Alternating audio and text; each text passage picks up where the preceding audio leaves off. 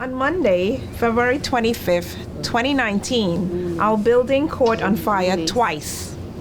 Our apartments became unlivable, and we want to talk about what we went through and what it took for us to return back to our apartments. On the February 25th, I went to the doctor. On my way back, I seen Gail. She told me the building was on fire. And then when I was walking out, I noticed that it was my building that was on fire. Now I was in shock. I remember the building because I've been in the building since 1983. I got a call at work when this happened, and I thought it's like nothing, but when you get there, the streets were blocked off. It's like reality start kicking in.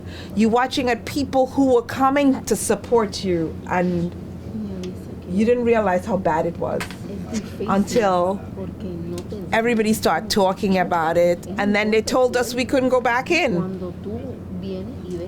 They sent us to the hotel. We've been over there. They take us from the hotel to the Bronx. It's just like from up to down, down to up.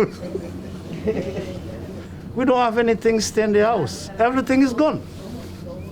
Everything is gone. Everyone was running around like a chicken with their head cut off. No one knew what the next step was. This was my first time organizing a building that was in such dire need.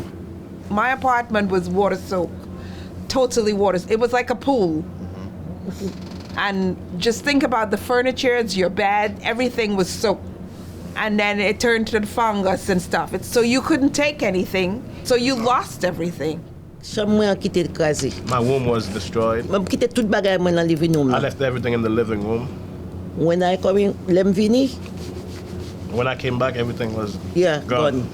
I handed over my keys to the super, and when I actually got to have access to go in, most of my things were gone. There were a lot of things that were stolen in my apartment. Whether it was the demolition crew, the super, whoever it was, they took whatever they could possibly take. I lost a lot of stuff. I had jewelry in between my dresses. It's funny that the clothes was there, but the jewelry was gone. So I don't know, the water took it. It melted from the water. So that means people were basically going through bit by bit and was searching everyone, all the 18 apartment stuff, and taking what they could take. I spent a year and 10 months outside. I thought we were going to come right back. Yes. But it wasn't the case. 1 year, 9 months. 1 year and 9 months. I moved from New York, go back home, because I cannot feel the type of problem I get through. So, from Haiti, because there's too much trouble.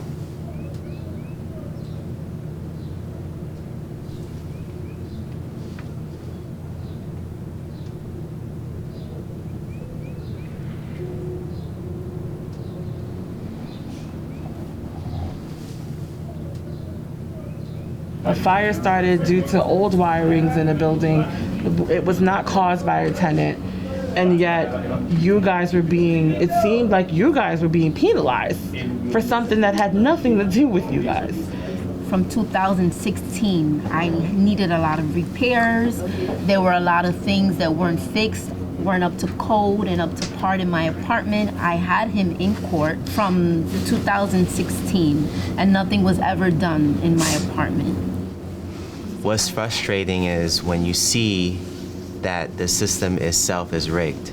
And I say that because the fire report showed that there was previous code violations, pre-existing situations with the apartment long before the fire that led up to the fire. And I heard a conversation between the fire marshal telling the landlord, if you don't fix this, you can possibly be fined or even go to prison because this is serious. I guess he got tired of finding other ways to try to get us out, and this was like the extreme, and he really thought that we weren't coming back. One of the things I told the landlord the next day is that if he was living in the building, this would have never happened. I wasn't being heard for 4 years while I was in court with him. And I took the opportunity to join myself with my neighbors to be able to be heard this time around. I decided that I didn't want to let my apartment go.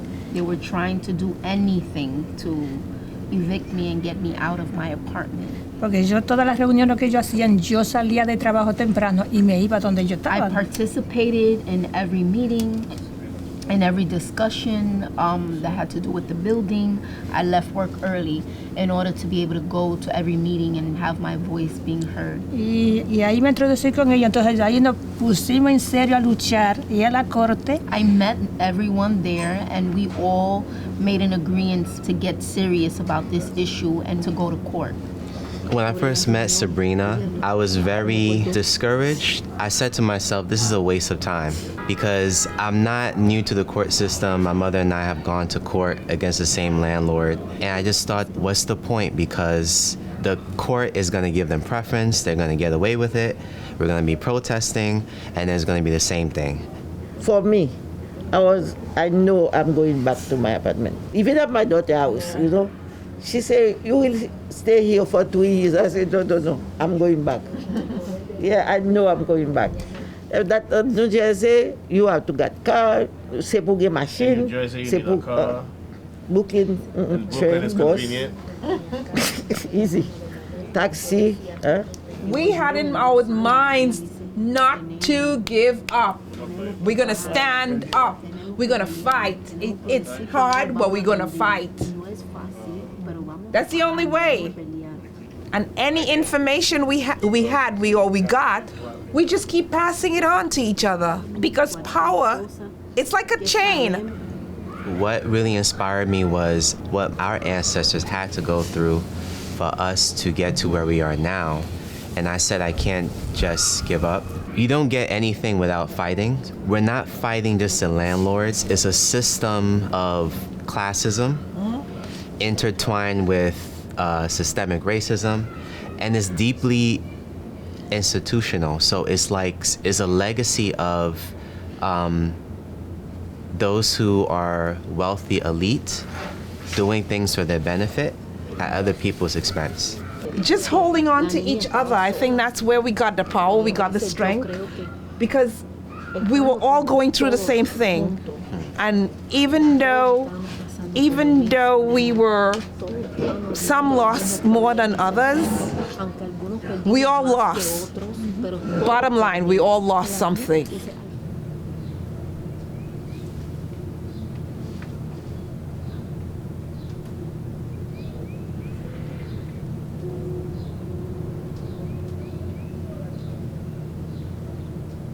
These innocent people have nowhere to go.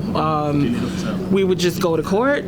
The judge will see the obvious and do what I assume to be the obvious. I was taken back by how difficult the journey was going to be.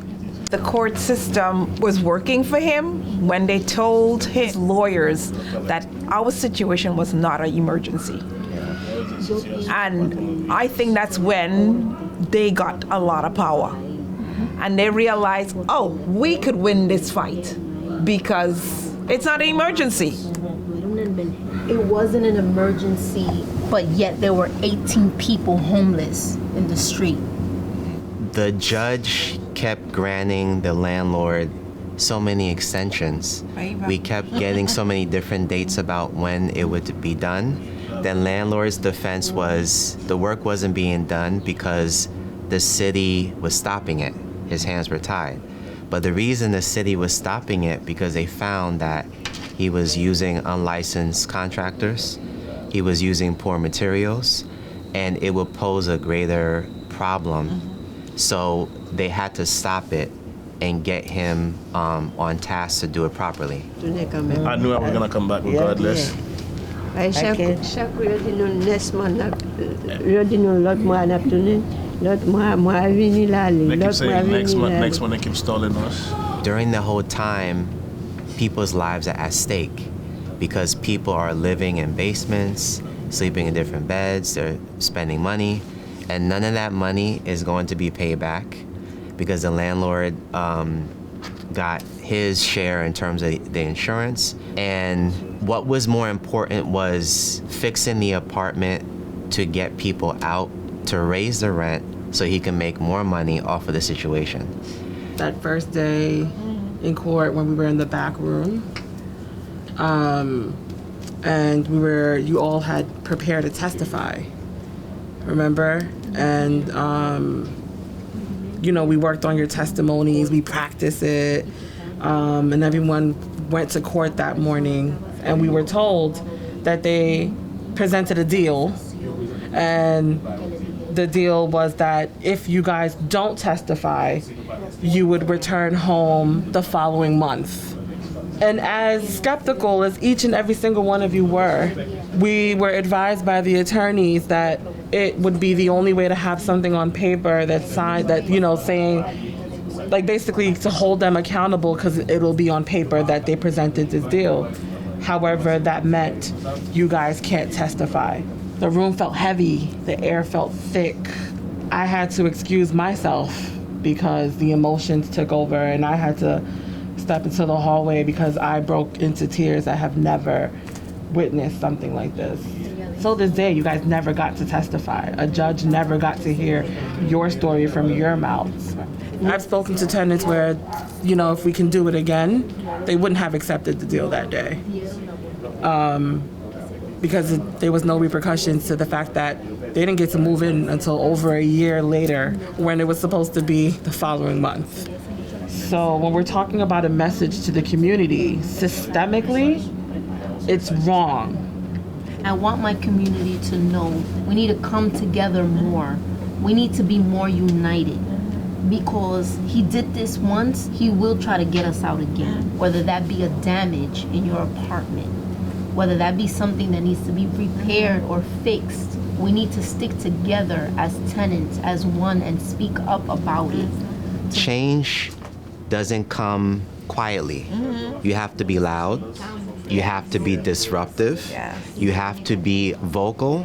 It's not gonna come sitting down because you're taking away the power and the privilege of people who benefit. So it's to their benefit for you to be quiet, to be scared. If I have to help anyone go through what I have gone through, I would stand up. I will go and speak out for you. I am not going to stop because this is not about me. It's about the future generation, because if they could do it to me and they could do it to us, they could do it to others. I'm proud that even though you were fighting to return home, some of you also, like Sunday, joined the fight to change the laws altogether. So you were in 2 courts at once, going up to Albany trying to change the housing laws that oppressed us while fighting to return home. That shows amazing power, the fact that you guys are back home after everything that you guys been through. I'm proud to have been your organizer. It takes a village. And because of all of us coming together, starting off with Flatbush Tenant Coalition, the lawyers, that's what brought us back into our apartments. It's not the best, everything is not perfect the way we want it to be, but at least we're back. And that alone could show that the landlord that, hey, we hold the power. We showed it to them.